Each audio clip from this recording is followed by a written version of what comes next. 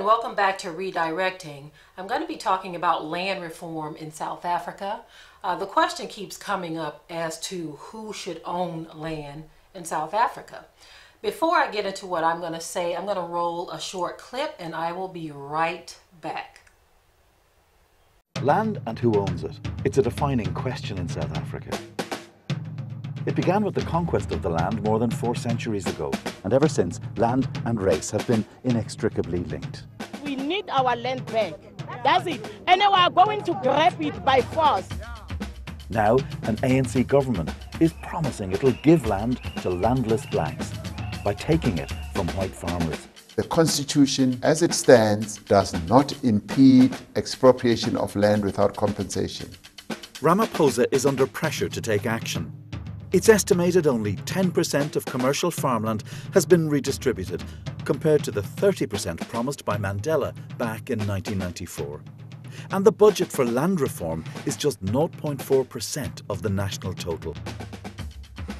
But to understand the passions raised, you have to go back into history. The first settlers grew vegetables here below Cape Town's Table Mountain, soon after the first Dutch traders arrived in 1652. Much of this land, taken through conquest and displacement of black South Africans, is still owned by white Afrikaners today. To try and legitimise the seizure of land, the white minority used the law. Apartheid. I'm afraid that has been misunderstood so often. It could just as easily and perhaps much better be described as a policy of good neighbourliness. The 1913 Natives Land Act allocated only around 7% of arable land to non-whites. Blacks could only own land in what were called native reserves, overcrowded and impoverished. And they weren't allowed to purchase or hire land in white areas. Over the decades, blacks were gradually forced into ever smaller portions of land. 72% of the land would end up in the hands of just 9% of the population. I'm suffering. I won't be the same like white people. I'm suffering because I'm black. There's Mr. Mandela, a free man taking his first step. With the release of Nelson Mandela in 1990, there was hope for freedom, jobs and land.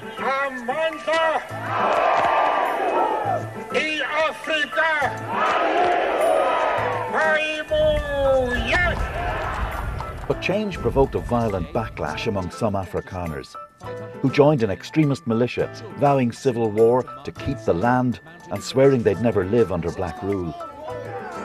With policemen and demonstrators shot and Ventersdorp in a virtual state of siege, President de Klerk must now be wondering whether he made the right decision in coming here to the citadel of the white right wing. Civil war didn't happen. Compromise prevailed. A new order came into being. Each time one of us touches the soil of this land, we feel a sense of personal renewal. 25 years on, there's a crisis over who owns that soil. With an election looming, the ANC is threatened by more radical groups like the Economic Freedom Fighters. We must be prepared for everything. It's a war. After years in which they allowed the land issue to drift, the ANC is promising to end the willing buyer, willing seller system and take land without compensation. All of this summoned up memories of the chaotic land invasions in Zimbabwe. The violent nature of Zimbabwe's land reform program is undeniable.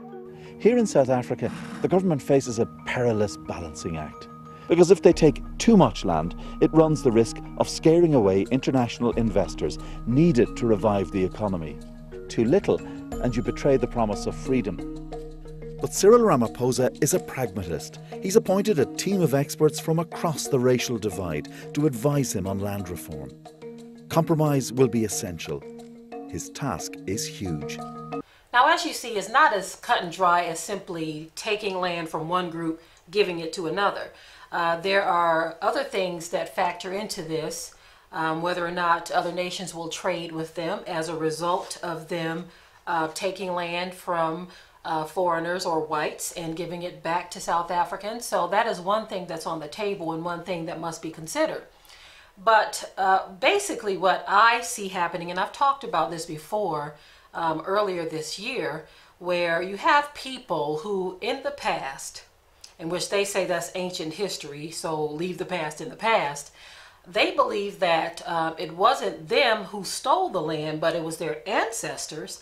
And so they, being the present owners, or in some cases they feel like, okay, we've bought or sold land between each other, because we know that a lot of South African blacks can't afford to buy land. So when they sell land back and forth between each other, white South Africans feel like, well, no, I bought this from my fellow white guy over here, or I bought this from this person, right? And so it's my land. But it's not that simple, because the land was taken or stolen centuries ago, and it's kind of been shuffled around between whites, okay? And so in today's time, I'm going to just say it like this, okay? I'm going to take this item right here. If someone steals this from me, and they have it in their possession for 10 years, and they decide, you know what, I don't want this anymore, so I'm going to sell it to my neighbor here for a profit, so now it's his. And then that neighbor decides to sell it to this neighbor over here for a profit. And so now, me, the person who it was stolen from, is looking like that still belongs to me. That's essentially what's happening in South Africa and in other regions of Africa as well. But those who are shuffling the land between each other, some of them still have the land in their possession from inheritance. So it's not that all of the land has been sold. Some of the land that was stolen is still within the family that were the original owners after the stealing. You see what I'm saying? And so they feel like it's unfair for present administration or leadership to come and take something from them, because they say, or in their minds, they feel like, I wasn't a part of the thievery, but you are a recipient or a beneficiary of it. But you see how the mind works? You see how hypocrisy works? When it benefits you, then all of a sudden you can't see what is right or the right thing to do. If it means that you have to give up something, you can't see what's the right thing to do. But if you're looking at someone else, however, because I remember there was another Gentile here in America who made this statement, and this was earlier this year too, as it relates to the whole fiasco of what's going on in South Africa. He said, how would you all feel if we started taking land from African Americans, like what you're doing over in South Africa? And he was a Christian too. He made that very clear in his video. But you see how his mind isn't even working right in that regard? Because the indigenous people of this land were also black.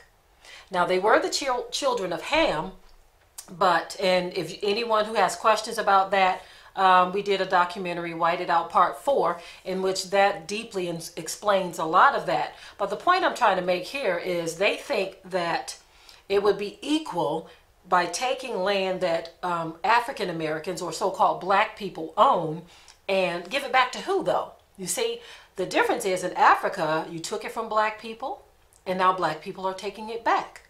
And so if you're saying that you all can do the same thing here in America, then technically you're still going to have to give it back to black people.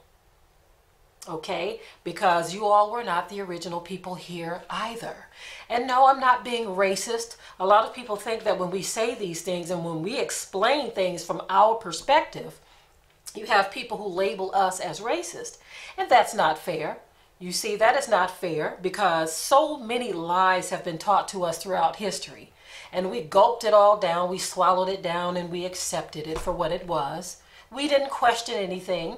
But now that the truth is coming to light, everything that a so-called black person says that actually implicates people from the past in crimes, then all of a sudden is deemed as racist. Even our own people consider us as being racist when we're simply talking about what happened in history and shedding some light on the truth.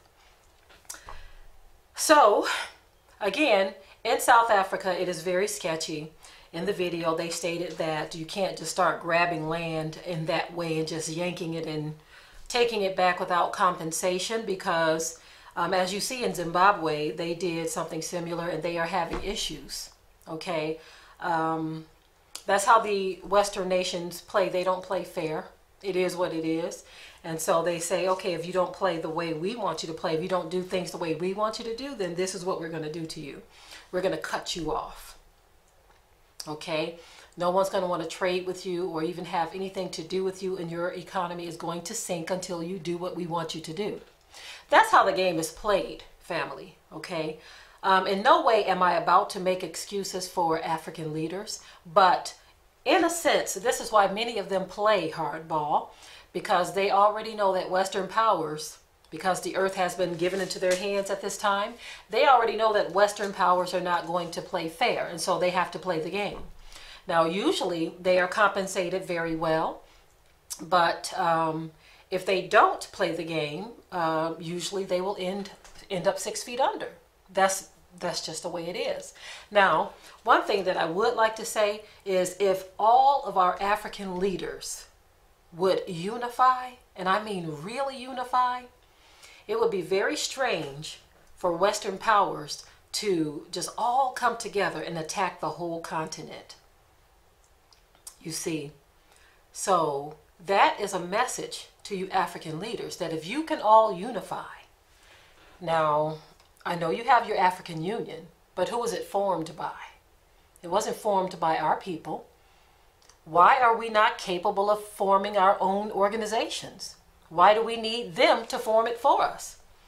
Now imagine if African leaders were to just scrap the AU, in which I know I'm just talking right now. I know that they are deeply engrafted into all of the politics of that, so the chances of that happening are slim. But what if they did decide to scrap that, what was given to them by Western powers, and decided to form their own union? What if all of the so-called black African leaders were to bring their heads together, okay, and say, look, this is what we are going to do, without the help of outside entities? Can you imagine how powerful that would be?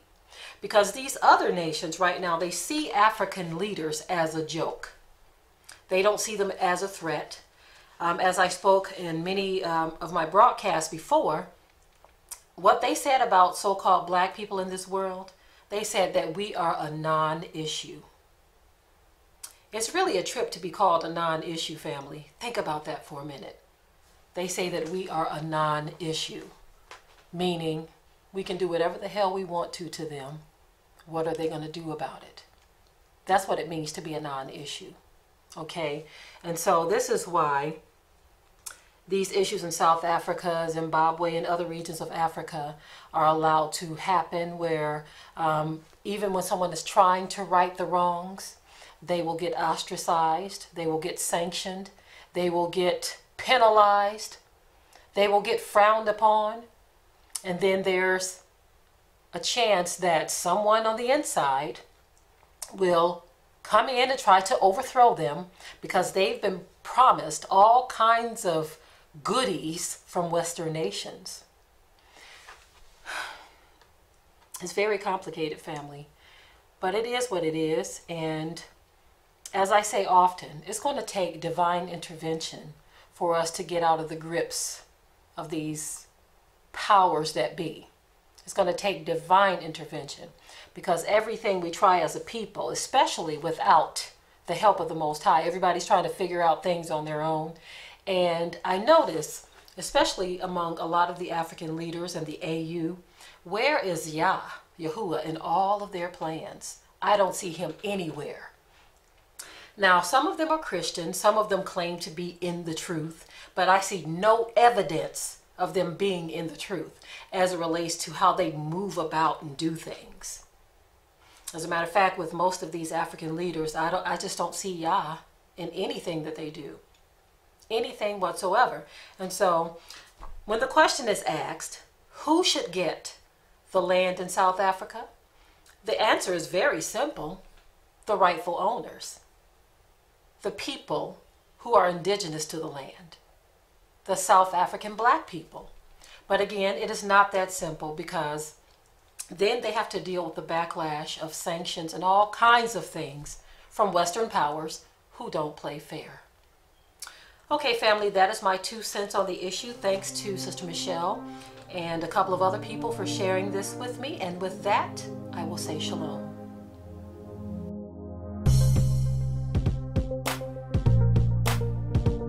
Be sure to ring the bell to be notified of new uploads on this channel, and also comment, share, like, and subscribe.